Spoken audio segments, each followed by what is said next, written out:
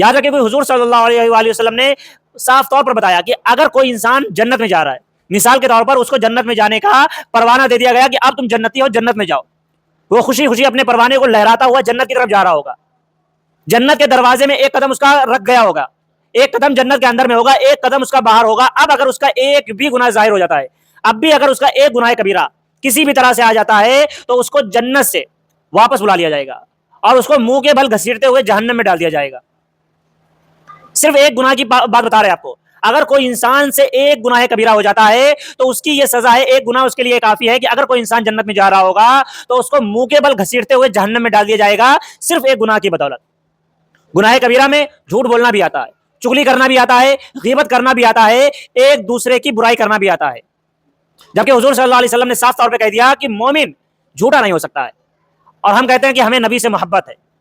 اگر آپ یاد رکھیں کہ حضور صلی اللہ علیہ وسلم نے فرمایا جھوٹ جو رہتا ہے نا بہت ساری برائیوں کی جڑ ہوتی ہے. اگر کوئی انسان اپنے دل میں اپنے آپ سے یہ وعدہ کر لے کہ میں کبھی بھی جھوٹ نہیں بولوں گا تو وہ بہت سارے گناہوں سے بچ جائے گا. مثال کے طور پہ اگر آپ نے اپنے آپ سے یہ عہد کر لیا کہ آج کے بعد میں کبھی بھی جھوٹ نہیں بولوں گا تو آپ کبھی بھی بےمانی نہیں کریں گے، آپ کبھی بھی کسی کی پیٹھ پیچھے برائی نہیں کریں گے. کیوں نہیں کریں گے؟ کیونکہ ظاہر سی بات ہے آپ نے جھوٹ نہ بولنے کی قسم کھائی ہے. اب اگر کوئی انسان آپ سے پوچھ دے گا کہ بھائی تم نے ہماری برائی کی، تو اب آپ اس سے جھوٹ نہیں کہہ پاؤ گے کیونکہ آپ نے جھوٹ نہ کہنے کا وعدہ اپنے آپ سے کیا ہے.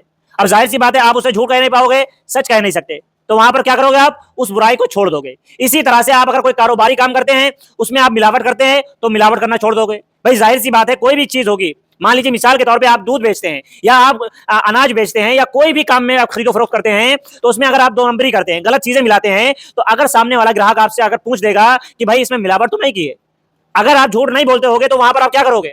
پھر آپ جھوٹ نہیں بول پاؤ گے. اب ظاہر سی بات ہے آپ جھوٹ نہیں بولتے، وہاں پر اس سے کیا کہو گے؟ ہاں بھائی ہم سے ملاوٹ ہو گئی ہے. تو اس کے بعد میں آپ دوبارہ خود بخود وہ چیز آپ خود بخود چھوڑ دو گے.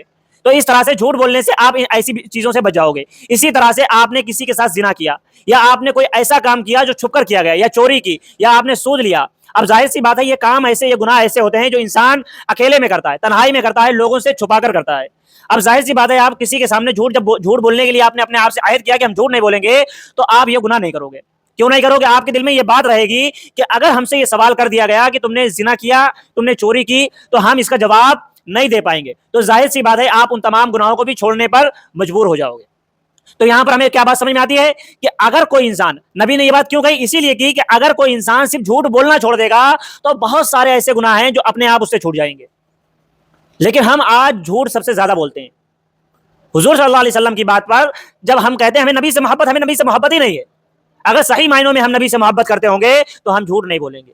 اگر ہمیں نبی سے محبت ہے تو اللہ تعالیٰ قرآن مجید میں ارشاد فرماتا ہے لقد کان لکم فی رسول اللہ اسوۃ حسنہ، تمہارے لیے تمہاری نبی کی زندگی بہترین نمونہ ہے. نبی کا اخلاق تمہارے لیے بہترین اخلاق ہے، اس کی طرح اخلاق اپناؤ. نبی نے اپنی ساری زندگی میں کبھی جھوٹ نہیں بولا. اگر ہم اپنی زندگی میں یہ بات اپنا لیں گے تو ہم بہت زیادہ کامیابی حاصل کریں گے. بہت سارے لوگوں کے من میں یہ بھی سوال آئے گا، بہت سارے لوگ یہ سوال آ رہا ہوگا کہ آج کے دور میں جھوٹ بولے بنا کاروبار نہیں ہوتا. تو ایسا نہیں ہے. ہمارے نبی نے کاروبار کر کے بتایا ہے. کیوں بتایا؟ ان کو ضرورت نہیں تھی اس چیز کی، وہ اسی لیے کر کے بتایا کہ تاکہ ان کی امت کو یہ کہنے کا موقع نہ ملے کہ جھوٹ بولے بنا کوئی کام نہیں ہو سکتا. رسول اللہ صلی اللہ علیہ وسلم نے تجارت کی ہے. 13 سال کی عمر سے لے کر آپ نے تقریباً جب نبوت کا اعلان کیا اس وقت تک آپ لگاتار تجارت کرتے رہے، کاروبار کرتے رہے. آپ نے کبھی جھوٹ نہیں بولا. اس کے بعد میں آپ کے جو غلام ہوئے حضرت عثمان غنی، ان سے زیادہ بڑا غنی کوئی نہیں تھا، ان سے زیادہ بڑا مالدار مکہ شریف میں کوئی بھی نہیں تھا. انہوں نے تجارت کی، کبھی جھوٹ نہیں بولا.